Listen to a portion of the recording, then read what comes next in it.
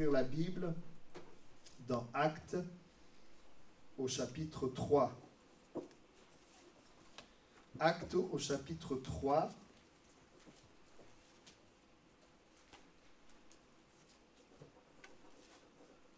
Voilà, prenez Acte 3. Juste avant de lire, j'aimerais... Alors on a eu, je remercie l'équipe vidéo, on a pu faire une petite vidéo d'introduction au message de ce matin. Voilà, où je rappelais cette réalité que lorsque nous avons rencontré Jésus, ben, ça a vraiment mis une joie, ça a vraiment mis une paix dans notre cœur, ça a mis une assurance. J'allais dire on était heureux, on l'est toujours. Mais il y avait quelque chose de fort et on pourrait se dire, ben, si oui, le but de Dieu c'était juste de nous sauver, de nous rendre heureux, ben, il aurait pu nous amener au ciel directement. Hein? Je ne sais pas ce que vous en pensez. Puisque sur la terre, le prince de ce monde, c'est le diable. Nous sommes dans un corps de chair. Et on pourrait se dire, ben oui, une fois qu'on est sauvé, pourquoi le Seigneur ne nous prendrait pas directement avec lui? Et bien, une des raisons, c'est un peu le but du message ce matin, pourquoi le Seigneur nous laisse sur la terre? Eh bien, parce que lorsqu'il nous donne la vie, eh bien, il désire après nous utiliser pour que d'autres puissent avoir la vie. Amen. Si nous trouvons le bonheur en Christ et que nous sommes encore là, c'est parce qu'il y a plein de personnes autour de nous qui cherchent ou qui souffrent, qui crient, qui ont une aspiration, parce que les êtres humains ont été créés à l'image de Dieu, ont été créés pour Dieu, ont besoin de Dieu. Et donc, si le Seigneur nous laisse ici sur la terre, eh bien, c'est afin que nous puissions rendre témoignage, partager cette réalité que dans un monde sombre, il y a une lumière, il y a une vie possible en Jésus. Est-ce que vous êtes d'accord avec moi? Voilà, et c'est en même temps le troisième message concernant la vision de l'Église. Nous avons vu en premier message que la vision de l'Église, c'est une Église de disciples. Nous sommes appelés à être des disciples de Jésus. Et le but de Dieu pour nous, c'est que nous ressemblions à Jésus. Mais aussi, deuxièmement, on a vu une Église de disciples victorieux en Christ. C'est-à-dire que nous puissions vivre la vie que Dieu a prévue pour nous. Une vie abondante. Pas une vie où on serre les dents, où c'est des hauts et des bas tout le temps. Mais une vie victorieuse. Pas une vie où nous sommes esclaves, nous sommes liés. Mais une vie où nous sommes véritablement libres. Et ce matin, c'est donc le troisième volet de ce message. Donc une église de disciples victorieux en Christ. Et ce matin, messager de l'amour et de la puissance de Dieu. Nous sommes appelés à être des messagers de l'amour et de la puissance de Dieu. Vous remarquez, je n'ai pas dit messager d'une religion, d'une éthique religieuse.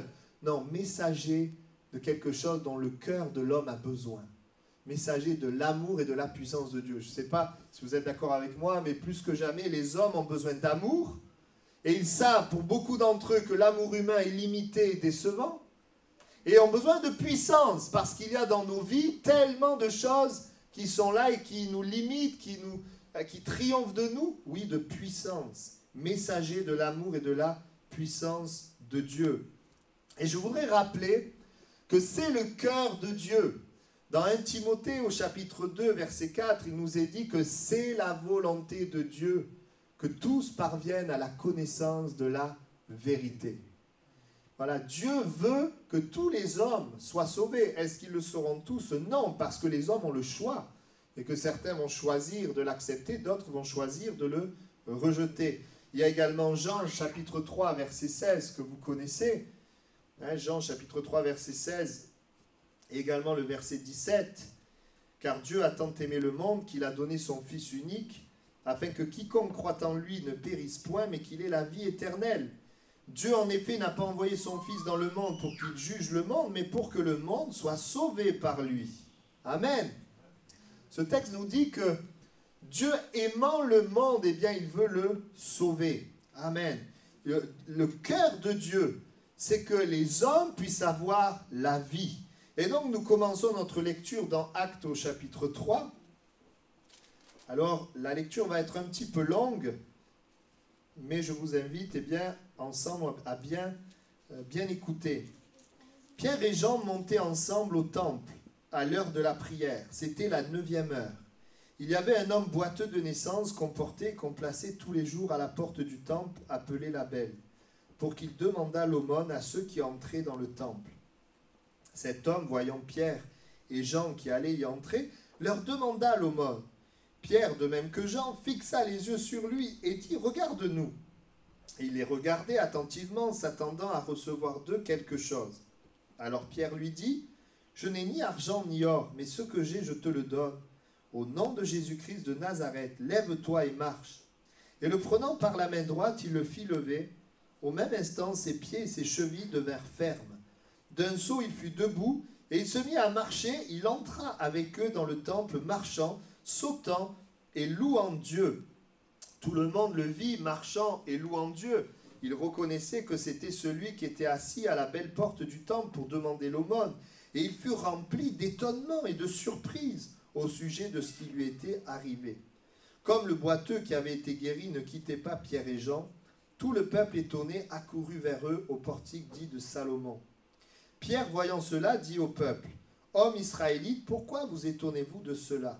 Pourquoi avez-vous les regards fixés sur nous, comme si c'était par notre propre puissance ou par notre piété que nous eussions fait marcher cet homme? Le Dieu d'Abraham, d'Isaac et de Jacob, le Dieu de nos pères, a glorifié son fils Jésus, que vous avez livré et renié devant Pilate, qui était d'avis qu'on le relâchât. Vous avez renié le saint et le juste, et vous avez demandé qu'on vous accordât la grâce d'un meurtrier. Vous avez fait mourir le prince de la vie, que Dieu a ressuscité des morts. Nous en sommes témoins. C'est par la foi en son nom que son nom a raffermi celui que vous voyez et connaissez. C'est la foi en lui qui a donné à cet homme cette entière guérison en présence de vous tous. Et maintenant, frères, je sais que vous avez agi par ignorance, ainsi que vos chefs. Mais Dieu a accompli de la sorte ce qu'il avait annoncé d'avance par la bouche de tous ses prophètes, que son Christ devait souffrir. Repentez-vous donc et convertissez-vous pour que vos péchés soient effacés, afin que des temps de rafraîchissement viennent de la part du Seigneur et qu'il envoie celui qui vous a été destiné, Jésus-Christ, que le ciel doit recevoir jusqu'au temps du rétablissement de toutes choses dont Dieu a parlé anciennement par la bouche de ses saints prophètes. Et nous lisons chapitre 4, verset 4. Voilà, donc suite à cela, cependant, donc il y a eu une opposition, beaucoup de ceux qui avaient entendu la parole crurent et le nombre des hommes s'éleva à environ 5000. Amen. Amen. Voilà, donc j'aimerais parler de la vision de l'Église. La vision d'être des messagers de l'amour et de la puissance de Dieu. Messager veut dire que nous avons un message à donner. Et mon premier point sera qu'avant de donner le message, nous devons être des messagers. Parce que c'est toujours facile d'annoncer un message dont on est extérieur à ce message. Mais ceux qui peuvent annoncer le message de l'amour et de la puissance de Dieu sont ceux qui l'ont vécu et reçu. Ceux qui ont goûté à l'amour, ceux qui ont goûté à la puissance, ceux qui ont vu leur vie être transformée, devenir des messagers. Parce que je l'ai vécu, je vais le transmettre. Et c'est bien le fait que j'ai cru, que j'ai vécu, qui va communiquer la vie autour de moi. Sinon, c'est un message sans vie. Et le texte nous dit qu'il y avait donc Pierre et Jean, ces hommes qui vont être ces messagers de l'amour et de la puissance de Dieu. Ils vont parler, ils vont annoncer un message qu'on a lu. Et on va le voir ensemble, il va y avoir l'amour manifesté, la puissance manifestée. Mais j'aimerais ce matin, et en premier lieu, attirer votre attention sur le fait qu'ils étaient en train de monter au temple à l'heure de la prière. Autrement dit, ils étaient déjà des hommes qui avaient une relation avec Dieu. Ils avaient cette habitude de venir au temple prier, non pas pour faire une activité religieuse, mais pour entrer en contact avec Dieu. Parce qu'ils connaissaient Dieu, parce qu'ils avaient fait une expérience avec Dieu. Et si vous regardez dans les textes avant, ils vont suivre Jésus. Et après, eh bien, lorsque Jésus va mourir, ressusciter, naître de nouveau, être baptisé de l'Esprit. Et nous voyons qu'ils montaient au temple prier. Ils avaient une vraie relation vivante avec Dieu. J'aimerais vous dire, nous ne pouvons pas être des messagers si nous n'avons pas de relation avec l'auteur du message. Et si nous voulons être des bons témoins, des bons messagers, nous devons le connaître lui. Être en contact avec lui et recevoir de lui. Il montait au temple, il est dit à l'heure de la prière. C'était la 9e heure, 15 heures, en plein milieu de la journée. Il y aurait eu certainement des choses à faire. Mais en plein milieu de la journée, leur préoccupation, c'est de prendre du temps avec Dieu. Alors bien sûr, on n'est pas dans le même contexte. On a chacun nos préoccupations, nos activités. Mais le point, le voici, c'est que la relation avec Dieu est une priorité dans nos vies. Et que nous sommes capables de bouger notre emploi du temps pour laisser de la place à ce qui est pour nous le plus important, à notre Dieu qui nous a donné la vie. Il montait au temple à l'heure de la prière. Vous savez, le poids du message dépend du messager. Si vous prenez une personne lambda en ce moment, c'est l'euro, hein, j'ai vu que c'est l'euro. Vous prenez une personne lambda qui vous parle de foot, mais qui ne connaît pas, qui ne joue pas. Elle vous parle, vous savez, là, ce qu'il faudrait faire, c'est ça, le foot, c'est comme ça marche comme ça. Et puis que l'autre personne qui vous parle, je ne sais pas, c'est l'entraîneur de l'équipe de France. Voyez-vous, les deux vont vous parler de la même chose, mais il y en a un qui aura plus de poids que l'autre. Celui qui aura plus de poids, c'est celui qui connaît, qui a expérimenté, qui a vécu, pour le coup, qui a gagné déjà la Coupe du Monde en tant que joueur, en tant qu'entraîneur. Et quand il va vous parler, il sait de quoi il parle. Si nous voulons avoir du poids, nous avons besoin d'expérimenter, de vivre avec Dieu. Si nous parlons juste de Dieu, sans vivre une réelle intimité, les mots seront creux et il n'y aura pas de puissance. Il n'y aura pas de puissance. Alors j'ai pris l'exemple du foot, je vous prends l'exemple de la cuisine. Quand quelqu'un vous parle de cuisine, il n'a jamais cuisiné. Et à côté, vous avez un grand chef étoilé qui vous parle de cuisine. Vous voulez que ça soit qui vous cuisine, qui vous prépare les plats? Et oui, c'est celui qui connaît, lequel on va écouter. Celui qui connaît, qui est dedans, qui vit, qui expérimente, pas seulement un théoricien. C'est tellement important pour nous. J'aime bien cette phrase que j'ai entendue et que j'ai gardée. Si tu veux parler de Jésus, parle avec Jésus. Si tu veux parler de Jésus, parle avec Jésus. Parce que nous sommes dans un monde où il y a beaucoup de paroles, mais nous avons besoin d'être au contact de la présence de Jésus. Et nous savons que les religieux, ils parlaient de Dieu. Hein. Les religieux au temps de Jésus parlaient de Dieu, mais c'était creux, c'était plat, ça manquait tellement d'amour, de compassion. Ils parlaient de Dieu, ce qui animait leur cœur, c'était des lois, il y avait même une hypocrisie. Et c'est justement cela, c'est le message sans la relation qui amène toutes sortes de choses négatives, qui amène les gens à ne pas vouloir de Dieu. Malheureusement, quand je parle de Dieu, mais que je ne vis pas selon Dieu, eh bien ça donne un contre-témoignage. C'est contre-productif. Que le Seigneur nous aide, nous ne sommes pas parfaits, mais bonne nouvelle, Dieu ne nous appelle pas à être parfaits, mais il nous appelle à être en contact avec celui qui est parfait. Il nous appelle à cela. Et c'est accessible pour chacun de nous. Avant de dire aux gens, avant de parler de la parole de Dieu, par exemple, parler de la vérité, est-ce que moi-même, dans ma vie, je vis dans la vérité, l'authenticité? Est-ce que je suis crédible? C'est terrible quand on parle de quelque chose et que notre vie dit le contraire. Avant de dire Jésus délivre, est-ce que moi-même je suis délivré? Parce que vois-tu, avant de t'envoyer dire Jésus délivre, Jésus veut te délivrer, afin que ton message il puisse être appuyé par une véritable expérience. Amen. Avant de dire Jésus aime, est-ce que je suis aimé par Jésus? Nous sommes appelés, avant d'amener un message, à être des messagers. Amen. Et ça, c'est l'introduction. En premier point, et je dirais, voyez-vous, quand on parle de messager, de l'amour et de la puissance de Dieu, messager nous parle quand même d'un message. Nous avons un message à donner. Mais avant le message, ou je dirais avec le message, parce qu'il y a différentes histoires dans la Bible qui vont montrer le point que je vais développer, avec le message, ou avant le message, là dans le texte qu'on voit, c'est avant le message, eh bien, il y a besoin d'une démonstration d'amour et de puissance. Dans le texte qu'on voit, eh bien, la première chose qu'on voit, c'est quoi? Une démonstration de l'amour. Au verset 4, Pierre s'arrête auprès de cet homme. Il lui dit, je n'ai ni argent ni or, mais il lui dit, mais ce que j'ai, je te le donne. Voyez-vous, l'amour, c'est de donner aux gens. L'amour, c'est de nous tourner vers les gens. Il va dire, ce que j'ai, je te le donne. Il va, verset 7, le prendre par la main droite. L'amour donne quelque chose. On est dans un monde où il y a beaucoup de choses qui sont proposées pour prendre aux gens.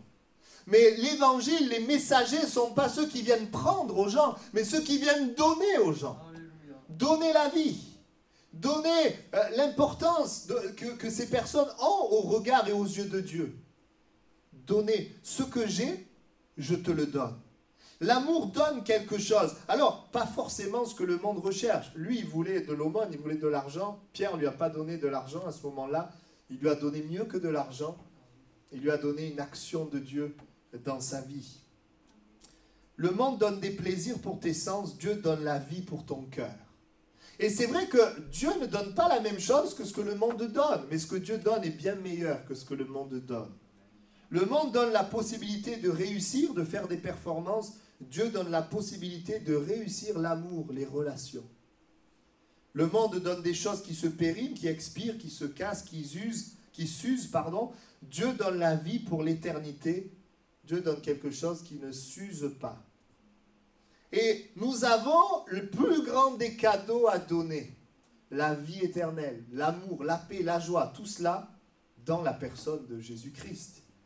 Et si nous voulons donner Jésus aux gens, c'est parce que les gens ont besoin de vie, besoin d'amour, besoin de paix, besoin de grâce, besoin de transformation.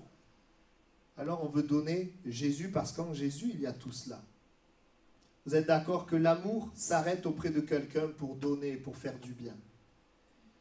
L'amour s'arrête auprès de quelqu'un. Et à chaque fois que vous vous arrêterez auprès de quelqu'un pour l'écouter, pour lui donner, proposer un service, eh bien, vous faites ce qui est dans le cœur de Dieu. Nous sommes appelés à démontrer notre amour. C'est pas évident. Vous savez, on parle souvent du péché, du mal qu'on fait. Mais on pêche aussi par manque d'amour. Tout le bien qu'on ne fait pas. Et je dis, Seigneur, on a besoin de toi. On a besoin de toi. La Bible dit dans 1 Corinthiens 13:1, quand je parlerai les langues des hommes, des anges, si je n'ai pas l'amour, là, il dit la charité, mais c'est l'amour, je suis un airain qui résonne, une cymbale qui retentit. Dans Jean 13:35, il y a ce verset, à ceci, tous connaîtront que vous êtes mes disciples, si vous avez de l'amour les uns pour les autres. Les hommes et les femmes autour de nous ont besoin d'amour. Et je ne parle pas encore une fois de l'amour qui est un sentiment. La Bible dit qu'il est facile d'aimer les gens qui nous aiment. Mais c'est un autre niveau, c'est autre chose d'aimer les gens qui ne peuvent pas nous le rendre. D'aimer des personnes qui ne nous aiment pas forcément. Et en cela, nous avons absolument besoin d'une relation avec celui qui a amour. Parce que sans relation avec celui qui a amour, on est comme tout le monde. On aime les gens qui nous aiment et on n'aime pas les gens qui ne nous aiment pas. Qu'on soit chrétien, pasteur, ce que vous voulez, c'est réellement la relation avec le Seigneur et l'œuvre qu'il fait en nous, son esprit en nous, qui nous permet d'aimer, au-delà de ce qui est humain. Amen. L'amour n'est pas un sentiment, mais un engagement. L'amour n'est pas juste une parole, mais une action. Et Dieu veut faire du bien aux gens qui sont autour de nous. Vous savez que dans le monde, la Bible dit que le soleil se lève sur les méchants comme sur les bons. Dieu manifeste son amour à tous. Après, on a une réponse à donner à cet amour. Souvent, on pense, quand on parle messager, on pense à donner une parole, à parler de Dieu. Mais je voudrais vous rappeler que les actes sont un message plus puissant que les paroles. Nos actes sont plus puissants que les paroles. Des fois, proposer à un collègue de travail de l'amener en voiture sera plus puissant que de lui parler de Jésus. Bien sûr que le but, c'est de lui parler de Jésus. Mais bien aimé, dans ce texte, on voit qu'à un moment donné, l'amour s'est manifesté. Ils se sont arrêtés devant cet homme. Ce que j'ai, je te le donne. Et nous avons besoin de nous arrêter dans un monde, tout le monde court. C'est rigolo, j'étais il y a 2 semaines dans un cabinet médical, on était en salle d'attente, il y avait 3-4 personnes, tout le monde était sur le téléphone. Voilà, tous sur le téléphone.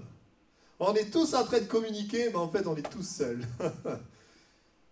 Je ne sais plus pourquoi je disais ça, mais en tout cas, que le Seigneur nous aide profondément à aimer, à manifester l'amour de Dieu. Et le Seigneur nous donne des yeux, des oreilles, des yeux pour voir les besoins, des oreilles pour entendre. Et je bénis vraiment le Seigneur de ce que nous le vivons au sein de l'Église. J'entends les témoignages. La sœur qui racontait qu'elle a proposé à quelqu'un de l'accompagner au métro, je ne sais plus pourquoi. Manifeste l'amour d'une manière ou d'une autre. Être capable, bien sûr, on a tous nos emplois du temps, mais parfois être capable de laisser notre emploi du temps de côté pour un imprévu, pour faire quelque chose, on voit un besoin et peut-être y répondre. Alors des fois, on peut conserver l'emploi du temps et y répondre plus tard, bien sûr. Mais j'aimerais vous rappeler que nous sommes messagers de l'amour de Dieu. Et il y a parfois quelque chose qui a fait beaucoup de tort à l'évangile, c'est qu'on a voulu parler de Dieu, de Jésus, sans manifester l'amour. Et je crois que c'est important, et je voudrais le dire à toute l'Église, à moi-même, avec vous. Nous sommes appelés à aimer. Et je rappelle ce que c'est qu'aimer. Aimer, c'est dire du bien. C'est faire du bien. C'est prier. Amen. J'avais cette pensée pendant la louange. Vous savez, peut-être que quelqu'un ici qui écoute, il attend une grâce de Dieu dans sa vie. Il attend une faveur. Il attend que Dieu lui fasse grâce. Il attend que Dieu ouvre une porte, que Dieu fasse quelque chose. Et j'avais cette pensée que peut-être pour cette personne, cette grâce va s'ouvrir quand toi, tu vas faire grâce à quelqu'un. Quand toi, tu vas faire grâce à quelqu'un à qui Dieu te demande de faire grâce. Quand tu vas arrêter de nourrir des pensées de jugement envers une personne, alors la porte que tu attends, elle s'ouvrira. Et c'est dans la parole de Dieu, hein, vous avez un texte dans la Bible, une parabole, qui nous montre que si Dieu nous a fait grâce, nous sommes appelés à faire grâce. Et que très souvent, ce qui fait qu'on fait grâce ou on ne fait pas grâce, c'est comment on réalise, comment on voit ce que Jésus a fait pour nous finalement. Est-ce que je réalise qu'en fait, sans Jésus, j'étais perdu? Je n'avais pas d'espoir. La dette que je devais payer, je ne pouvais pas la payer. Parce que dans la parabole, ceux qui devaient payer, une vie ne suffisait pas. Quand je réalise que ce que Jésus a fait, je ne pouvais pas l'acquérir. C'est tellement grand. Eh bien, quand on me fait du mal, eh bien, le Seigneur me donne de pouvoir aussi pardonner. Alors, peut-être que ça parle à quelqu'un. Peut-être que tu attends, tu pries, rien ne vient parce que ça va venir quand tu vas décider de faire grâce et de ne plus juger une certaine personne. Je continue le message. Jésus nous amène à aimer les incroyants et l'amour amène les incroyants vers Jésus. Je répète, Jésus nous amène à aimer les incroyants et l'amour amène les incroyants vers Jésus. Bien sûr qu'il y en a qui refusent, mais personne n'est insensible à l'amour. L'amour est ce qu'il y a de plus puissant. Et voyez-vous, quand nous parlons de Jésus aux gens, Jésus n'est pas un langage compris partout, mais l'amour est un langage compris partout. Et c'est pour ça qu'en aimant, quand on aime et que les gens nous disent « Mais pourquoi vous faites ça ?» Là, on peut dire « C'est parce que je connais Jésus, c'est lui qui met cet amour. » Ça a un impact parce qu'on associe Jésus finalement à quelque chose de bon, à l'amour. Les gens autour de nous, vous leur parlez de Jésus, ça ne veut rien dire. Mais si vous leur parlez le langage de l'amour, vous agissez dans l'amour, ça a une signification. Amen. Aimer, puis montrer la source de cet amour qui est Jésus. Amen. Parce que c'est sûr qu'on aime, on ne voudrait pas qu'ils pensent que cet amour, il est naturel. Et non, cet amour, il vient vraiment de cette relation que nous avons avec Dieu. Amen. Donc, premièrement, l'amour, messager de l'amour de Dieu. Deuxièmement, messager de l'amour et de la puissance de Dieu. Nous voyons qu'il dit donc, ce que j'ai, je te le donne. Et nous voyons au verset 6 et 7, au nom de Jésus-Christ de Nazareth, lève-toi et marche. Et le prenant par la main droite, il le fit lever. Au même instant, ses pieds et ses chevilles devinrent fermes. Amen. Nous voyons qu'ils vont être messagers de la puissance de Dieu. Ils ne vont pas juste parler de la puissance, mais ils vont la démontrer. Ils vont démontrer cette puissance. C'est-à-dire que cet homme qui ne pouvait pas marcher va pouvoir marcher. Un miracle va se produire. Et j'aimerais vous rappeler qu'il est le Dieu des miracles. Il est vrai que ce n'est pas facile pour nous de croire dans la puissance, d'oser manifester la foi pour la puissance, parce que bien souvent, ce que nous voulions voir arriver n'est pas arrivé. Et nous pourrions nous décourager, nous pourrions nous attrister, nous pourrions nous remettre en question, nous dire, tu vois, tu es un mauvais chrétien, tu n'as pas la foi, tu ne pries pas assez, etc. Dieu nous demande de lui faire confiance. Dieu nous demande de croire. J'aimerais rappeler que même si ici, eh bien, il s'est levé, ils n'étaient pas à chaque fois à accomplir des miracles. Les miracles sont l'œuvre de Dieu et non l'œuvre des hommes. Mais ce qui est une chose qui est certaine et sûre, nous sommes appelés dans notre message à proclamer que Dieu est tout-puissant. Nous sommes appelés à prier au nom de Jésus, parce que le nom de Jésus, c'est ce nom-là qui peut changer et transformer des situations impossibles. Et nous sommes appelés, comme je l'ai fait dans le passé, on continue de le faire, dans des situations où peut-être nous ne voyons pas la puissance de Dieu, bien nous sommes appelés à le chercher et à lui dire, Seigneur, parle-moi, agis. Seigneur, j'ai soif de voir ces miracles et cette puissance. Dans un monde où beaucoup d'évangéliques n'y croient plus, je sais que la puissance de Dieu est utilisée pour amener des personnes vers Jésus. Le mouvement même des Assemblées de Dieu de France est venu de la parole annoncée, mais de guérison, de beaucoup de guérisons physiques. Alors certains disent, à quoi ça sert Dieu nous guérisse physiquement, puisque un jour on meurt de toute façon. Mais j'aimerais vous dire que les miracles, les guérisons amènent les gens vers Jésus. Bien sûr qu'il y en a, même s'ils sont guéris, ils ne vont pas vers Jésus, c'est sûr. Mais vous manifestez là l'amour et la puissance de Dieu. Au nom de Jésus, lève-toi et marche. Paul dira dans 1 Corinthiens 2,4, « Ma parole et ma prédication ne reposaient pas sur les discours persuasifs de la sagesse, mais sur une démonstration d'esprit et de puissance. » Et ce n'est pas parce que la puissance nous dépasse, et pas parce que nous ne comprenons pas, et que nous allons dire, eh bien, c'est pas pour moi. Non, la parole de Dieu, nous voulons croire ce que la parole de Dieu nous dit. Et même si parfois la parole de Dieu nous met mal à l'aise, quand elle te dit guérissez les malades.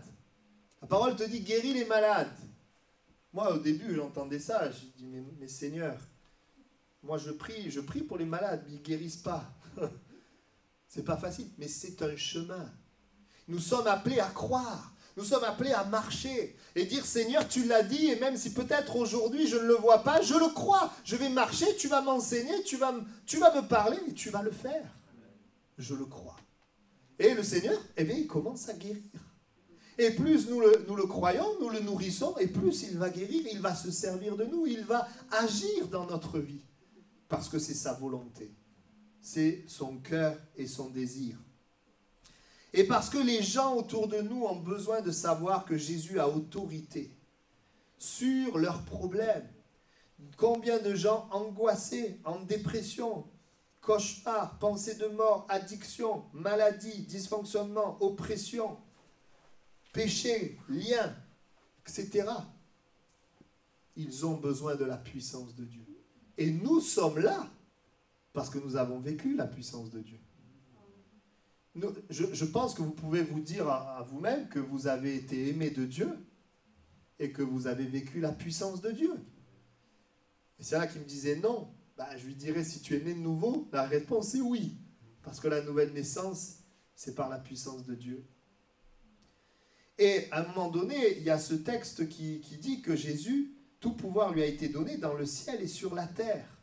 Et quand il va nous inviter à prier, il va nous dire, priez que son règne vienne sur la terre comme au ciel. Et j'aimerais vous dire qu'au ciel, il n'y a pas de cauchemar, d'angoisse, de dépression, de pensée de mort, d'addiction, de maladie, de dysfonctionnement, d'oppression, de démons et de péché. Il n'y a pas tout ça au ciel. Et Dieu nous demande de prier que sur la terre soit comme au ciel. Au ciel, vous savez ce qu'il y a? Au ciel, il y a la liberté, il y a la joie, il y a l'amour, il y a la paix, il y a la vie. Nous sommes appelés à être des messagers de la puissance de Dieu. Et je me souviens au début où je voyais des besoins, au début je ne voulais pas prier parce que je me disais, je parle il y a des années en arrière, je me disais si ça ne marche pas, je vais me discréditer. Au début je me disais ça. Et puis en marchant avec le Seigneur me travaillait mon cœur. Non, quand tu vois des besoins, prie pour cela. Après c'est une chose de prier pour ça, c'est autre chose de dire Dieu te dit que. Si Dieu ne nous dit rien, on n'a pas à dire Dieu te dit que.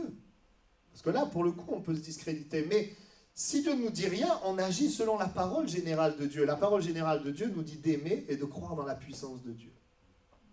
Et donc, à un moment donné, j'ai commencé à le faire. Et puis, j'ai été étonné, je me rendais bien compte que ce domaine-là, je ne le contrôlais pas, je ne le maîtrisais pas. Mais que le Seigneur agissait. Pas toujours comme je voulais, pas toujours comme je pensais, mais le Seigneur agissait. Parfois même, la situation pouvait empirer, mais parce que nous nous sommes confiés en Dieu, eh bien dans le temps, quelque chose se produisait. Alors, je voudrais vous inviter à ne pas être des professionnels du raisonnement, mais que vous soyez des hommes et des femmes de confiance. Nous plaçons notre confiance dans notre Père céleste, qui nous invite à utiliser cette autorité qui nous a été donnée. L'autorité, elle vient de Jésus. Parce que Jésus, quand il est mort sur la croix et qu'il est ressuscité, il a dépouillé, la Bible dit, les dominations. Les autorités, il les a livrées en spectacle. Il a triomphé d'elles par la croix. Il a vaincu le diable, il a vaincu le péché, il a vaincu les fardeaux, il a vaincu les maladies. Et donc, c'est aussi un apprentissage pour que nous comprenons que ce n'est pas le fait de crier au nom de Jésus, ce n'est pas une formule, mais c'est la confiance que nous avons dans ce que Jésus a accompli à la croix qui fait que le Seigneur agit et accomplit des miracles. Nous avons l'opportunité, la possibilité les uns les autres, eh bien, lorsque peut-être les choses ne fonctionnent pas comme nous pensons, de venir dans sa présence comme Moïse et de dire « Seigneur, je ne comprends pas, tu m'as envoyé, mais le Pharaon, il ne lâche pas. » Et Dieu lui répond, retourne parce que je vais manifester ma puissance et il va lâcher. Et il y a des moments dans nos vies, c'est comme ça. On prie, on s'attend à ce que Dieu agisse et puis on a l'impression que ça s'empire. C'est ce que Moïse a vécu. Il avait déjà vécu un premier échec en voulant libérer le peuple d'Israël. Et puis ça avait échoué, il allait dans le désert pendant 40 ans, Dieu lui apparaît, lui dit vas-y, il y va et ça échoue encore. Mais alors c'est encore pire parce qu'il y va. Et en plus, les Égyptiens, ils disent, ben maintenant, vous allez aller chercher vous-même la paille. Donc, les Israélites se tournent vers Moïse et disent, mais qu'est-ce que tu nous as fait? Moi, je n'aurais pas aimé être Moïse à ce moment-là, hein, je vous le dis. Hein. J'aurais eu envie de jeter l'éponge, dire, c'est fini, moi, je ne m'occupe plus de ces choses-là. Mais il était dépendant de Dieu. Il va dans la présence de Dieu. J'aimerais te dire, dans la présence de Dieu, il y aura toujours une solution. Moi, je suis confiant pour une chose. Parce qu'en réalité, dans la vie, il y a tellement de choses qui nous échappent. Mais je suis confiant parce que je sais que j'ai un accès à Dieu et un Dieu qui me parle. Un Dieu qui nous parle. Et donc, on lui fait confiance. Ce n'est pas toujours facile de lui faire confiance. Mais ce qui est important pour nous, c'est de venir dans sa présence. Et nous sommes transformés. Et le Seigneur agit. Et plus tu le croiras, plus tu le proclameras, et plus tu le verras de tes yeux. Il est un Dieu puissant. Et l'autorité est dans le nom de Jésus. J'aimerais, souvent je fais ça dans l'étude, j'aimerais juste un instant parler de cette autorité, ce pouvoir que Jésus a. Vous savez que quand Dieu a créé l'homme, ben, l'homme avait une autorité. Dans le jardin d'Éden, il avait une certaine pouvoir, autorité. Hein, il devait dominer la création. Il n'était pas là, esclave de Satan, mais quand il a péché, hein, imaginez comme un bâton d'autorité, c'est une image. Quand il a péché, l'homme a donné l'autorité à Satan. Satan a pris l'autorité. Et à partir de là, ben, le Satan avait un accès dans la vie de l'homme, pouvait le détruire. Mais il y a 2000 ans, Jésus est venu sur la terre. Il est mort sur la croix, il est ressuscité et il a pris le bâton, il a pris l'autorité à Satan. Aujourd'hui, Jésus a cette autorité. Et qu'est-ce qui se passe? Quand un homme, une femme croit en Jésus, accepte Jésus, bien l'autorité de Jésus, elle vient dans la vie de ce croyant-là. Vous comprenez l'image? Et c'est à cause de Jésus que nous avons autorité. Nous n'avons pas d'autorité de puissance en nous-mêmes. Mais c'est le Christ en nous qui a autorité et puissance. Quand nous avons accepté, il est venu habiter en nous. Et nous avons puissance d'autorité pour que notre prière soit efficace. Ce que nous disons, proclamons, se produise. Bien sûr, toujours dans le sens de la parole de Dieu, de ce qui nous est révélé pour amener la vie, pour édifier, pour bénir, pour faire du bien. Amen. La Bible dit que nous sommes plus que vainqueurs par celui qui nous a aimés. Parce que c'est celui qui nous a aimés qui a autorité.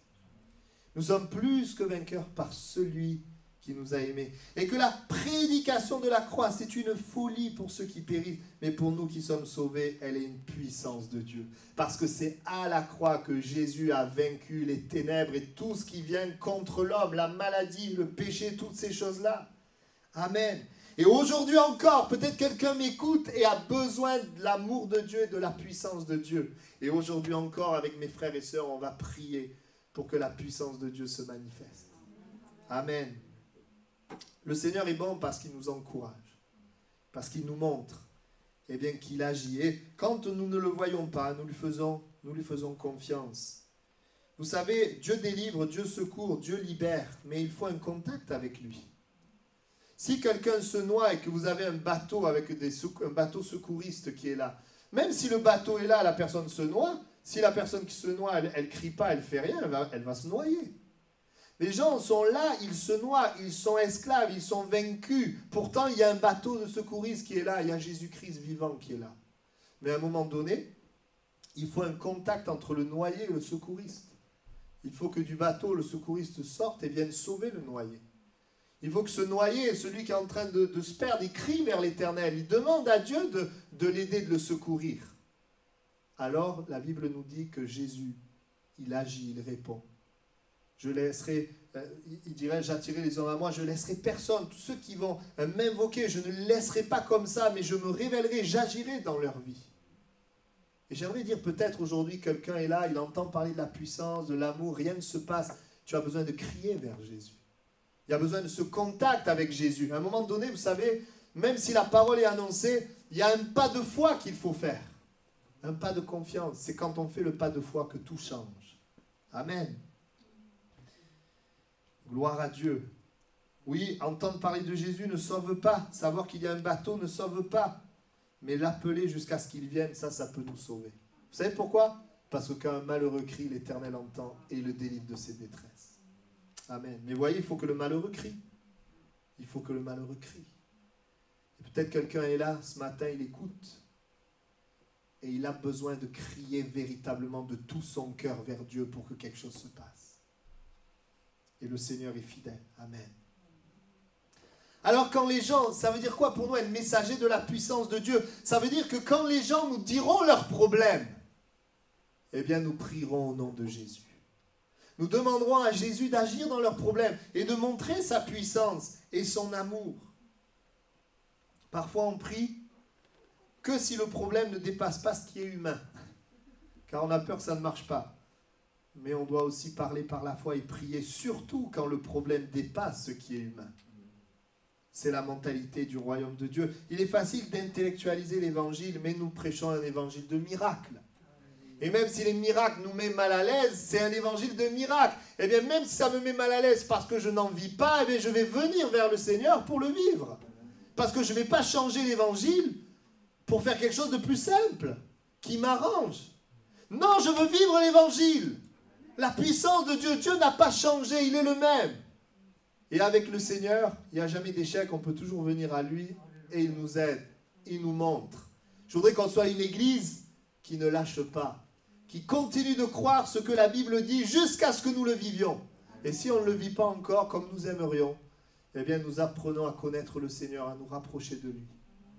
Parce que le Seigneur est vivant et fidèle. Et je veux proclamer ici à Toulouse-Est des miracles. Amen. Pourquoi l'amour et la puissance de Dieu arrivent avant le message? Nous avons lu ensemble, Pierre et Jean qui sont là, ce que j'ai, je te le donne au nom de Jésus. L'amour et la puissance arrivent avant le message. Pourquoi cela? Et on va lire, on va voir tout à l'heure qu'ils vont donner un message à cet homme. On sait que dans les cœurs humains, il y a beaucoup d'obstacles à croire en Dieu. On le sait cela. La Bible parle de forteresses de raisonnement qui s'élèvent contre la connaissance de Dieu. Vous avez les gens qui sont autour de nous, ils ont leurs problèmes, ils ont leur vision de Dieu, qui est souvent influencée par les médias, entre parenthèses. Vision de Dieu parfois, bien sûr, est très souvent erronée. Leur vision de Dieu erronée par les médias, par la religion. Ils ont leurs préjugés sur les évangéliques, aussi des expériences malheureuses. Ils ont leurs péchés, ils ont aussi leurs biens, leurs réussites, qui peut-être les empêchent de voir leurs besoins. Ils ont leur vision de l'amour, leur incompréhension, ils ont leur drame où ils mettent peut-être Dieu responsable ou pas. Ils ont leur combat et puis il y a cet aveugle spirituel. Donc, être messager, apporter un message qui transforme une vie, nous avons absolument besoin de l'amour et de la puissance de Dieu. Amen. Ce qui bouscule leur raisonnement n'est pas la connaissance de l'évangile, mais l'expérience de l'amour et de la puissance de Dieu. Ce qui bouscule quelqu'un, un raisonnement dans la vie de quelqu'un, c'est quand nous expérimentons véritablement l'amour et la puissance de Dieu. Et nous le voyons. Je pense, vous savez, dans la parole de Dieu, avec cette femme samaritaine. Cette femme samaritaine qui est là, et là encore une fois, Jésus va montrer l'amour. Il va aller vers elle. Chose qui ne se faisait pas entre juifs et samaritains, hommes et femmes, il va vers elle. Donc déjà, on voit, même dans l'histoire de la Samaritaine, on trouve les mêmes choses que dans ce texte. Il manifeste l'amour et il va lui dire, « Quiconque boit de cette eau aura encore soif, mais celui qui boira de l'eau que je lui donnerai n'aura jamais soif. Et l'eau que je lui donnerai deviendra en lui une source d'eau qui jaillira jusque dans la vie éternelle. » Il est en train de montrer à cette femme, eh bien, qu'il veut donner de l'eau qui est vive, qui veut donner la vie en fait. Et regardez, il est dit, la femme lui dit, Seigneur, donne-moi cette eau afin que je n'ai plus soif et que je ne vienne plus puiser ici. Alors bon, elle avait compris la chose physiquement. Elle n'avait pas bien compris, mais il y a une chose qui est sûre, même si elle n'avait pas bien compris, elle voulait dans son cœur. Et voyez-vous, ce qui va amener les gens à vouloir, c'est la manifestation de l'amour. L'amour. Et on voit donc dans l'histoire de la femme samaritaine que l'amour de Jésus va amener à une réponse de cette femme, un désir de cette femme. L'amour envers les gens va amener une réponse chez certains, pas tous, mais chez certains. Et ensuite, Jésus, après avoir manifesté l'amour, qu'est-ce qu'il fait? Il manifeste la puissance par un don de connaissance. Il dit, voilà, appelle ton mari, viens ici. La femme dit, j'ai pas de mari. Jésus dit, tu as raison de dire, j'ai pas de mari, car tu as eu 5 maris, et celui que tu as maintenant n'est pas ton mari. Mais d'où Jésus sait cela? Elle ne lui a pas dit, la dame, la femme. Mais il sait cela par la puissance de Dieu. C'est un don de connaissance. Et c'est ça, si vous lisez le texte à la fin, c'est ça qui va vraiment marquer cette femme. Parce qu'elle va aller, venez voir, il m'a dit tout ce que j'ai fait. C'est ça qu'elle va retenir. Ça va amener quelque chose dans son cœur, un désir. Ça va l'amener à parler à d'autres et ça va permettre à d'autres d'être sauvés. Donc vous voyez avec moi que Jésus, même Jésus, avant de donner le message, puisqu'il va quand même donner le message, elle va dire, mais on cherche le Messie, il va dire, je suis le Messie, je suis le Christ. Il va donner le message. Elle va dire, mais nous, nos prophètes disent, il faut adorer ici, ici. Jésus va lui répondre, les vrais adorateurs en esprit, en vérité. Il va donner un message, mais avant le message, il manifeste l'amour, et l'amour crée un désir dans le cœur de cette femme. Il manifeste la puissance, et la puissance crée quelque chose dans le cœur de cette femme. Est-ce que vous me suivez? Donc nous voyons que l'origine de cet amour et de cette puissance, évidemment, ça va être le contenu du message. Il va y avoir, évidemment, là, c'est la personne de Jésus-Christ, mais on voit qu'il y a l'amour et la puissance qui doit accompagner le message. Amen. Gloire à Dieu. Vous savez, il y a 3 points importants quand nous donnons un message. Premièrement, il y a la fiabilité de celui qui donne le message. Est-ce que celui qui donne le message est digne de confiance? Parce que ce que nous sommes parle toujours plus que nos mots. Moi, je peux parler, mais si je vis n'importe comment, vous ne m'écouterez plus.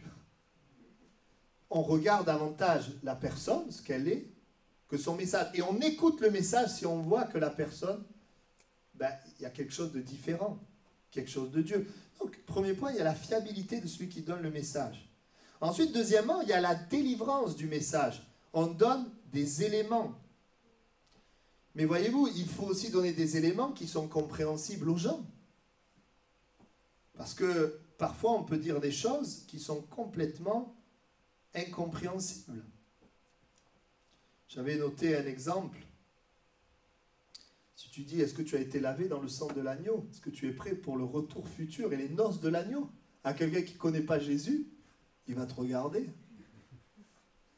Et même dans les cultures dans lesquelles nous sommes, nos cultures influencent. Nous avons besoin que notre message soit clair quand nous parlons de Jésus, même si bien sûr le message reste un message qui ne peut pas être, je dirais, compréhensible avec l'intellect. Comment le fait que Jésus soit mort il y a 2000 ans peut changer ma vie aujourd'hui. Mais nous pouvons nous adapter, faire passer le message. Et puis, il y a la réception du message. La personne qui entend, est-ce qu'elle le comprend? Et puis, est-ce qu'elle y croit? Et souvent, on pense qu'il faut juste parler de Jésus. Mais si je parle juste de Jésus, la personne, elle m'entend. Mais il ne faut pas juste qu'elle entende, il faut aussi qu'elle comprenne. Et pour comprendre, il faut donner correctement le message avec des mots qui peuvent être compris par notre génération. Pierre, dans le texte qu'on a lu, acte 3, il parle à des Juifs et il va utiliser un langage qui est compréhensible par eux. Et très souvent, ils vont utiliser même les prophéties des prophètes de ce qui va se passer. ils vont parler souvent même de la loi, des choses, ils vont utiliser quelque chose que les gens peuvent comprendre, les personnes de leur époque, même avec des codes culturels qu'on peut comprendre. Parce que dans une culture qui est une culture du sacrifice, on comprend facilement l'histoire du sacrifice de Jésus, que sans effusion de sang, on n'a pas de pardon. Une culture où on fait des sacrifices, on comprend ça. Une culture où il n'y a pas de sacrifice, c'est peut-être plus compliqué à comprendre. Il y a ces réalités-là, même si, évidemment, nous ne sommes pas là pour essayer intellectuellement de trouver comment atteindre les cœurs. Non, c'est l'Esprit de Dieu qui le fait, il nous inspire. Mais nous devons aussi avoir la sagesse, l'intelligence de parler un langage qui est compréhensible par nos contemporains. Mais voici le point est celui-ci. Le point, c'est que le message de l'Évangile, sans amour et sans puissance, amènera l'écoute, la compréhension, mais pas la foi et pas de transformation pour le salut. Le point, c'est que l'amour et la puissance, vous voyez, on peut comprendre un message, on peut entendre un message, comprendre un message, mais ce qui change la vie, c'est quand la personne, elle croit le message. Et pour croire le message, nous avons besoin de l'amour et de la puissance de Dieu. Parce qu'on peut parler de Jésus, elle comprend, elle entend, c'est très bien, merci pour... c'est très bien, et on en reste là. Mais si la personne vit l'amour, si la personne vit la puissance de Dieu, elle peut croire elle-même dans ce message, pour elle-même. Parce que n'oublions pas que c'est par la foi que nous sommes sauvés. C'est important. C'est pas parce que quelqu'un me dit que c'est le meilleur pâtissier que je vais le croire. J'entends l'info, ok, tu me dis que tu es le meilleur, j'entends, je vois, ok, mais il faut que je goûte pour y croire. Je connais au minimum un excellent pâtissier, Serge, je peux dire que c'est un très bon pâtissier parce que j'ai déjà goûté. Parce que je le sais, j'ai goûté.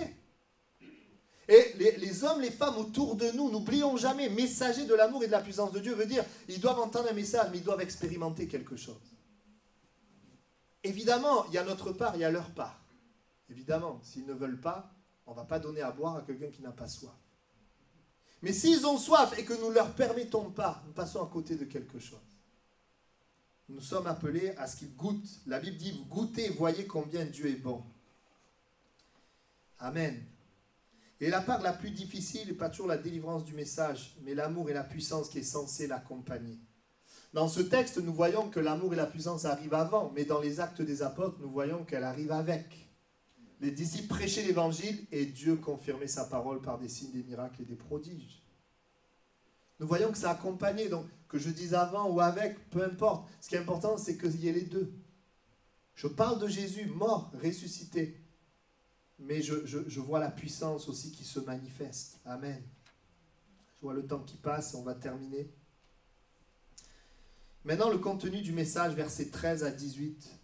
Là, Pierre va parler et va dire, « Le Dieu d'Abraham, d'Isaac et de Jacob, le Dieu de nos pères, a glorifié son serviteur Jésus, que vous avez livré et renié devant Pilate, qui était d'avis qu'on le relâchât. Vous avez renié le saint et le juste. » Puis ensuite, il va dire, « Vous avez fait mourir le prince de la vie. » Et là, il va dire, « Dieu l'a ressuscité des morts. » Puis il va dire, « Son nom qui a raffermi celui que vous voyez et connaissez. » Puis il va dire, « Son Christ devait souffrir. » Il annonce en fait, il annonce Jésus. Il montre, il parle de la croix, il est mort, ressuscité, et il parle aussi qu'il est mort à cause de vos péchés. Et nous avons besoin aussi d'apporter le message. Le message, la bonne nouvelle de l'évangile, que Jésus est mort sur la croix pour porter nos péchés. Il est ressuscité pour vaincre nos péchés et nous ouvrir le ciel. Le beau message de l'évangile que Dieu a montré, a manifesté son amour pour que ta vie puisse changer. Nous voyons qu'en effet, il y a un message qu'il va apporter. Il va parler. Il va apporter le message. Et puis, pour terminer, il va apporter le message, mais il y a un autre point qui est important. Il va enfin donner la démarche de cœur à avoir pour qu'il vive une nouvelle vie. Donc, on voit quoi? On voit l'amour, on voit la puissance, on voit le message. Et maintenant, il va leur dire ce qu'il faut faire pour que ça change. Il va leur dire, acte 3, 19, « Repentez-vous donc et convertissez-vous pour que vos péchés soient effacés, afin que des temps de rafraîchissement viennent de la part du Seigneur. » Parce que Dieu ne fait pas tout. Il nous a créés avec un libre arbitre, une possibilité de choisir, de décider. Et donc, Pierre va dire, « Repentez-vous et convertissez-vous. » Quand je rencontre Dieu, je découvre qu'il m'aime comme je suis, mais il m'aime trop pour me laisser pareil. Il veut me changer, me transformer. L'amour pour nous l'a poussé à donner sa vie pour vaincre le péché, mais recevoir son amour, c'est se repentir et se convertir. Et donc, nous sommes appelés dans le message de l'Évangile, eh bien, lorsqu'une personne l'accepte, à montrer le chemin. Et le chemin, croire, qu'est-ce que c'est? C'est se repentir. Se repentir, ça veut dire souffrir à cause du péché et avoir un désir de rompre avec lui. La repentance est une œuvre intérieure. Ce n'est pas pleurer à cause des conséquences du péché, mais c'est pleurer du fait que je suis pécheur et que je pêche. Et la vraie repentance amène la conversion. Si la repentance est une œuvre intérieure, la conversion est la manifestation extérieure de cette repentance. La conversion, ce sont des actes qui démontrent notre foi pour aller dans le sens de la parole de Dieu. La Bible nous dit qu'il y a une porte étroite, un chemin resserré qui mène à la vie. Parce que pour avoir la vie, nous devons laisser nos péchés. Il y a beaucoup de gens dans notre monde, ils croient en Jésus, mais ils continuent d'aimer le péché. Mais j'aimerais vous dire que recevoir le message de l'Évangile, ce n'est pas associer Dieu et le péché. Il y a une dissociation qui doit se faire. Oui, Dieu nous aime, c'est une réalité, mais le péché doit être traité. Le péché doit être abandonné. Le péché doit être vaincu. C'est l'œuvre du Saint-Esprit qui convainc le cœur quand la parole de Dieu est annoncée. Et l'amour de Dieu n'est pas pour faire un assemblage de Dieu et du péché, mais justement nous séparer du péché pour vivre pour Dieu. Amen. On peut goûter à l'amour de Dieu un jour, mais ne pas changer de vie. Continuer comme avant. Et peut-être qu'on est là, on a goûté à l'amour et on est là dans une habitude de quelque chose de médiocre. C'est pas toujours évident de changer nos habitudes. On a peur de laisser le médiocre. On est prisonnier du médiocre. C'est là qu'intervient la foi.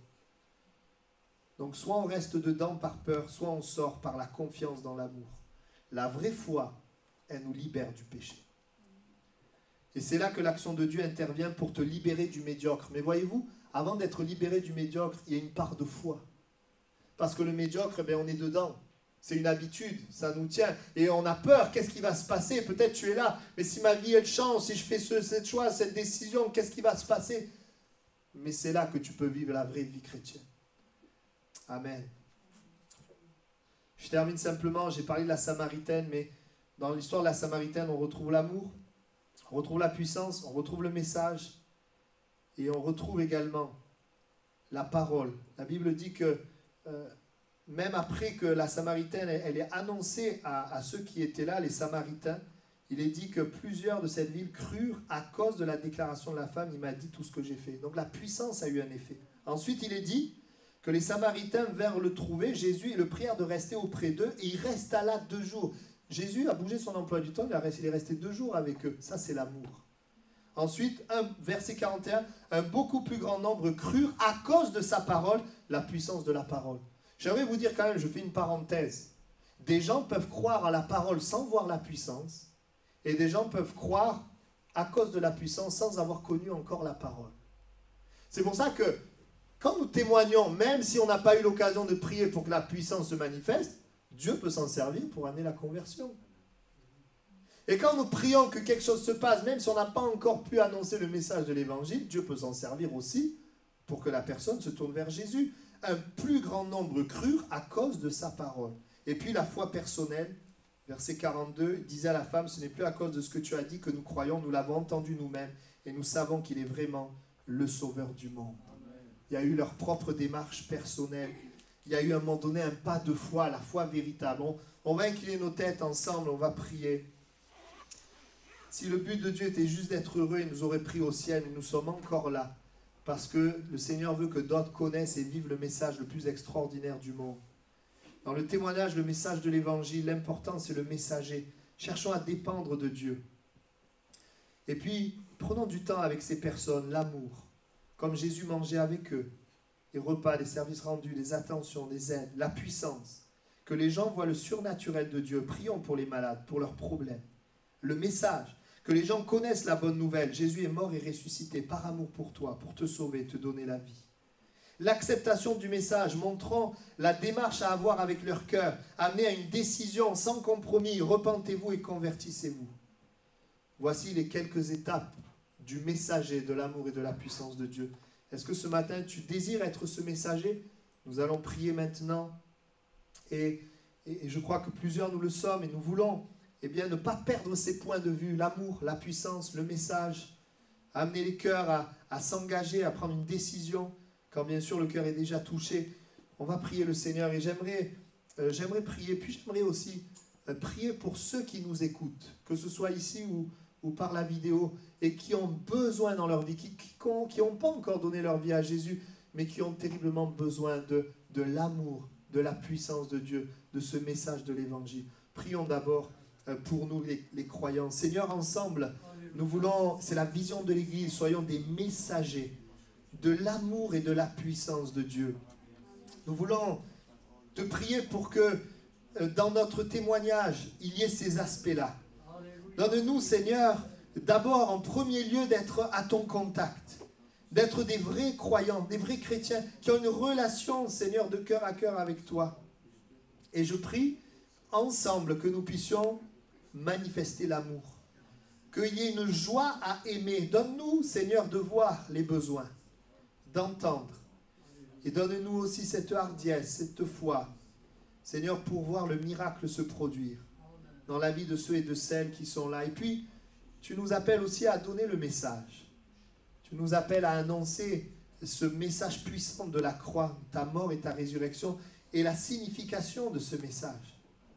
Permets-nous de le partager. Merci parce que nous avons tous un témoignage, nous avons tous vécu quelque chose, et nous pouvons nous appuyer sur ce que nous avons vécu pour le présenter aux gens autour de nous.